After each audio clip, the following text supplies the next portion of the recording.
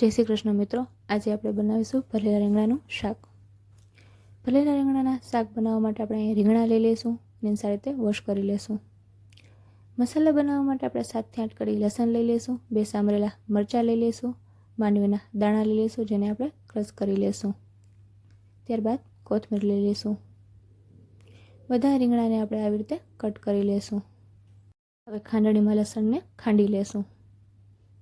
ત્યારબાદ આપણે સામરેલા મરચાં એડ કરી લઈશું. ક્રશ કરેલા માંડવીના દાણા એડ કરી લઈશું. ત્યારબાદ થોડુંક તેલ એડ કરીને મિક્સ કરી લઈશું. મિક્સ કર્યા બાદ આપણે રીંગણામાં મસાલો ભરી લઈશું. હવે કુકરમાં આપણે 2 ટેબલસ્પૂન તેલ એડ કરીશું. તેમાં રાઈ જીરું એડ કરીશું.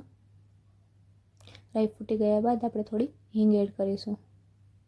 જે મસાલો આપણે રીંગણામાં એડ કરેલો હતો એ આપણે વઘારમાં યુઝ કરીશું. તેને આપણે સાતળી લઈશું. ત્યારબાદ 1 ગ્લાસ જેટલું આપણે પાણી એડ કરી લઈશું. તે પછી 1 ચમચી લાલ મરચું લઈશું, 1 ચમચી હળદર લઈશું, અડધી ચમચી ધાણા જીરું લઈશું, સ્વાદ અનુસાર મીઠું એડ કરી લઈશું. ત્યારબાદ ભરેલા રીંગણા એડ કરી લઈશું.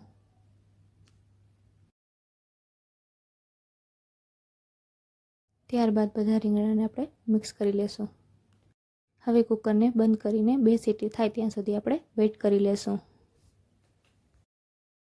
2 સીટી વાગ્યા બાદ તૈયાર છે આપણું ચટાકેદાર ભરેલા રીંગણાનું શાક. પછી બાઉલમાં કાઢીને આપણે ગાર્નિશ કરવા માટે કોથમીર એડ કરી લઈશું. નવી રેસીપી જાણવા માટે અમારી ચેનલને લાઈક કરો, સબસ્ક્રાઈબ કરો, શેર કરો. Thank you.